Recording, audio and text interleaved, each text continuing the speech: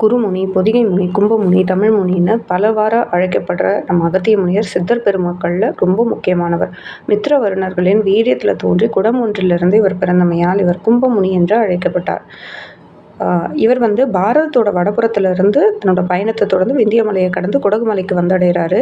அங்கே வாழ்ந்த ஒரு முனிவரது மகளான லோபமுத்திரையை மணக்கிறாரு. இதுக்கப்புறம் தமிழகத்தை நோக்கி புறப்படுற அகத்தியர் அங்கே அவரோட சீடர்களில் தமிழகத்து மக்களிடம் எப்படி நடந்துக்கணும் அப்படிங்கிறத அறிவுறுத்துறாரு. அதன்படி அவங்க தமிழகத்து மக்களுக்கு மருத்துவம் செஞ்சும் வேறு பல உதவிகளை செஞ்சும் நல்ல எண்ணத்தை உண்டாக்குறாங்க.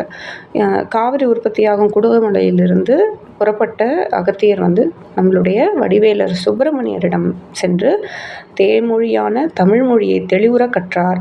அப்பெருமான் அகத்தியருக்கு மெய்ஞானத்தை தமிழில் உபதேசித்தருளமையால் அகத்தியர் மெய்ஞானத்துடன் தமிழையும் கற்றறிந்தார்.